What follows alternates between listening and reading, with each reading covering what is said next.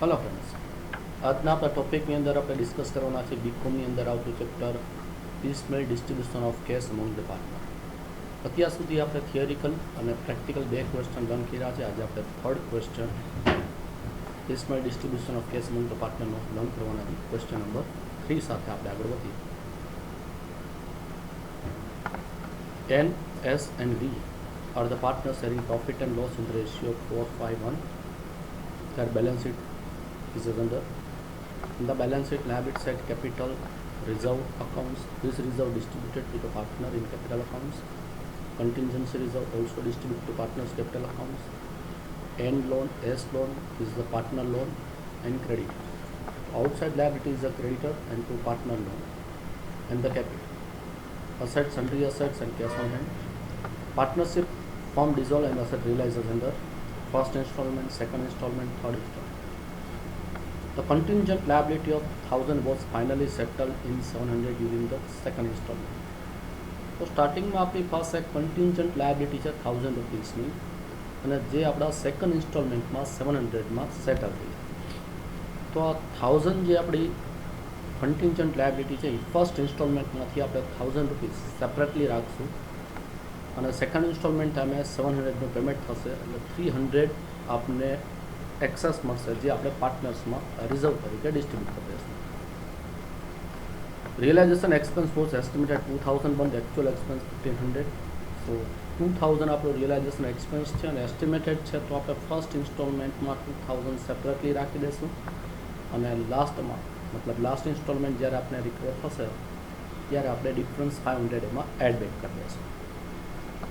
Mister V took over the stock of 500 during third instalment. Mister V partner છે એ 500નો stock take over કરે છે third instalment ટાઈમે.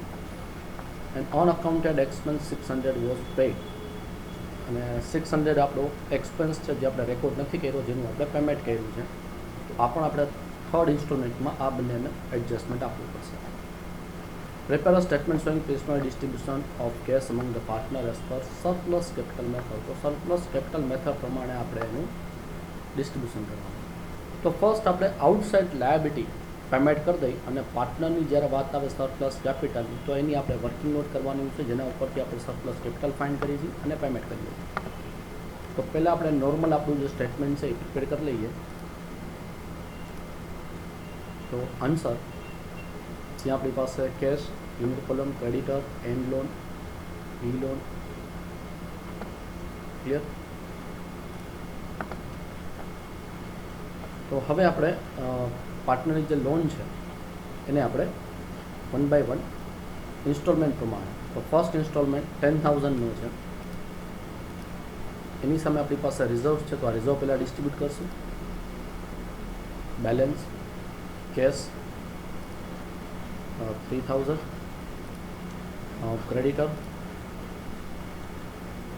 10,000, લોન 6,000 and 3,000, capital 15, 12 and 3.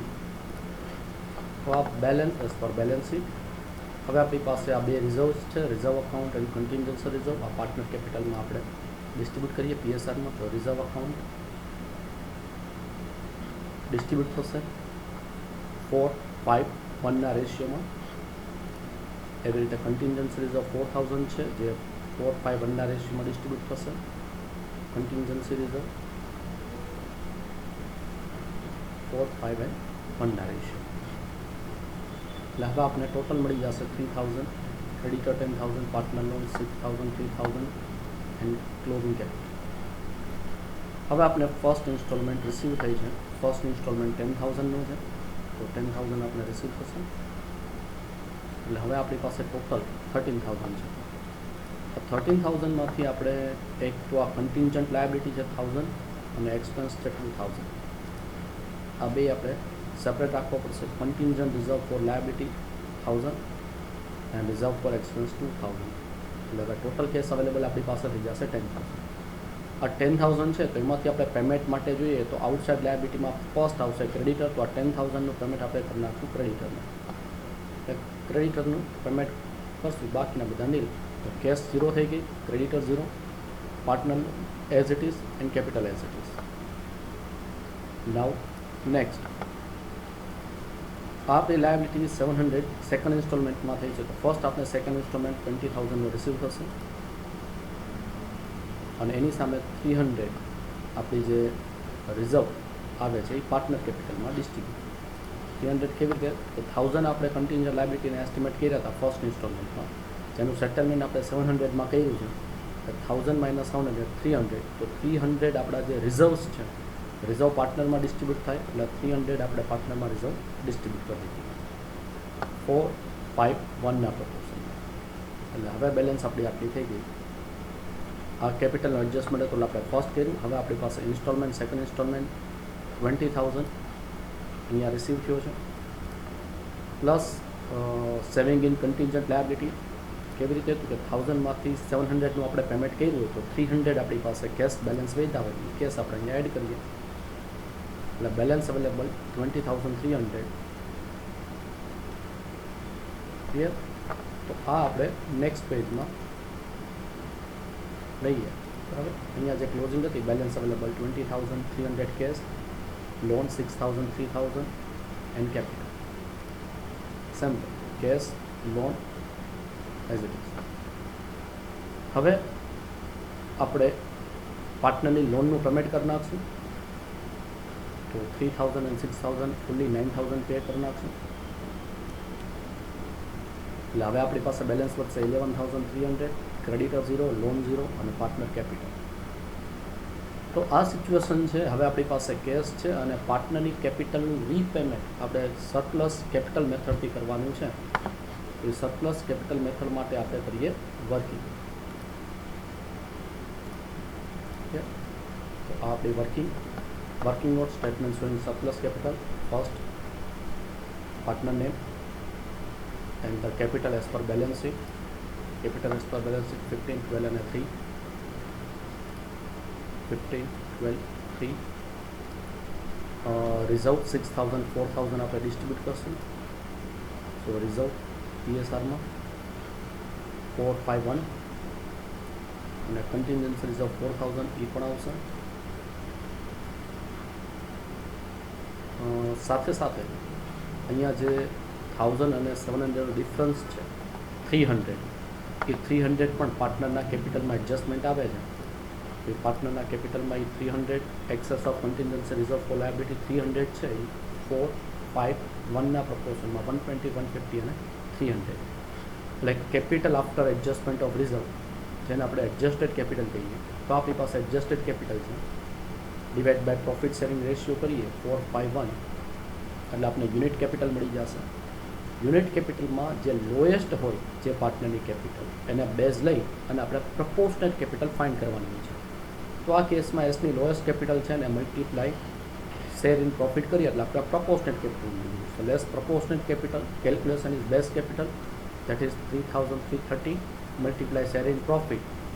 મતલબ કે અહીંયા એનના કેસમાં 4 છે તો 330 ઇન્ટુ 4 બરાબર. એસના કેસમાં 330 ઇન્ટુ 5, વાયના કેસમાં 330 ઇન્ટુ 1 એટલે 330. ક્લિયર? તો proportionate capital that is A deducted from adjusted capital. આજે 18,720 છે એમાંથી 13,320 માઇનસ કરવાનું હોય એટલે સરપ્લસ કેપિટલ મળે. That is adjusted capital minus proportionate capital B. તો અહીંયા આપણે બે પાર્ટનરની કેપિટલ સરપ્લસ મળે છે એન અને V. Clear? Again profit sharing ratio આપણે ડિવાઈડ કરીએ તો 4 અને 1 એટલે આપણે લોએસ્ટ કેપિટલ મળી જશે વી. તો વીની કેપિટલને આપણે બેઝ કેપિટલ તરીકે લેશું. મલ્ટીપ્લાય શેર કરીએ એટલે આપણે મળે proportionate capital. So base capital into share in profit 600 is our base capital. 600 multiply 4 2,400. 600 into 1 600 એટલે આપણે મળી જશે 3,000. તેનો મતલબ N will be paid 3,000 first. તો એનને આપણે 3,000 પહેલાં પે કરશું. then 2,400 and 600 will be paid to N and V in the ratio of 4:1. then all the partner will be paid in profit sharing ratio. તો આ વર્કિંગ ઉપરથી આપણે એ ખ્યાલ આવ્યો કે સૌથી પહેલાં આપણે પાર્ટનર એનને 3,000 પે કરશું. એના પછી જે કેસ વધે છે 2,400 અને 600 મતલબ 3,000 નેક્સ્ટ એ આપણે એન અને વીને 4:1ના પ્રપોર્શનમાં પે કરશું અને પછી બધા પાર્ટને પ્રોફિટ શેરિંગ રેશિયોમાં પે કરશું. ક્લિયર? સો અહીંયા આપણી પાસે બેલેન્સ છે, એમાંથી ફર્સ્ટ પેડ ટુ એન 3000 એનને જ પે થશે, એસ અને વીને કાંઈ પે નહીં થાય, એટલે બેલેન્સ વધી જશે 8300. અહીંયા આવશે એનના કેસમાં 15720. Paid to N and V 3000, 2400 and 1600. આ ક્યાંથી આવ્યા કે આપણી આ વર્કિંગમાંથી 2400 and 600. એટલે હવે આપણી પાસે બેલેન્સ 5300 અવેલેબલ છે અને પાર્ટનરની કેપિટલ. હવે અહીંયા ઓબ્ઝર્વ કરીએ તો પાર્ટનરની કેપિટલ છે પ્રોફિટ શેરિંગ રેશિયોમાં આવી ગઈ 4:5:3ના પ્રપોર્શન. તો હવે આ જે બેલેન્સ અવેલેબલ છે 5300, એટલા કેસ બધા પાર્ટનરને ડિસ્ટ્રીબ્યુટ થશે 5:1ના પ્રપોર્શનમાં 2120, 2650, 530. ક્લિયર? એટલે હવે બેલેન્સ કેસ 0 થઈ જશે અને પાર્ટનરની કેપિટલ વધશે 11,200, 14,000 and 2,800. હવે આપણે થર્ડ ઇન્સ્ટોલમેન્ટ રિસીવ થઈ છે. થર્ડ ઇન્સ્ટોલમેન્ટની અમાઉન્ટ છે આપણી પાસે 17,000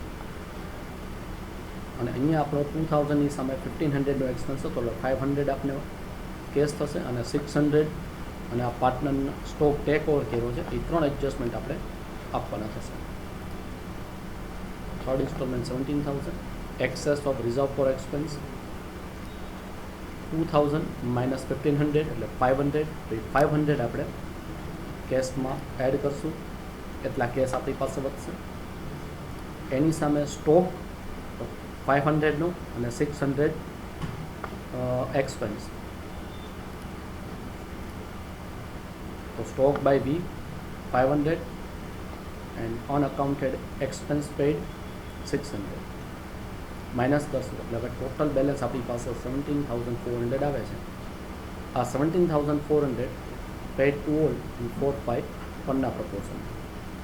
એટલે 17,400 બધા પાર્ટનરને આપણે પીએસઆરમાં ડિસ્ટ્રીબ્યુટ કરનાર છીએ 4:5:1ના પ્રપોર્શનમાં. એટલે લાસ્ટ ઇન્સ્ટોલમેન્ટ હતો, એટલે જે બેલેન્સ આવે છે એ બેલેન્સ થઈ જશે આપણો રિયલાઇઝેશન લોસ. અને આ હતો આ વિડીયો રિયલાઇઝેશન લોસ 4240, 5300, 1060. તો આ પ્રમાણે આપણો અહીંયા ક્વેશ્ચન કમ્પ્લીટ થાય છે. નેક્સ્ટ ક્વેશ્ચનમાં મળીશું. Thank you.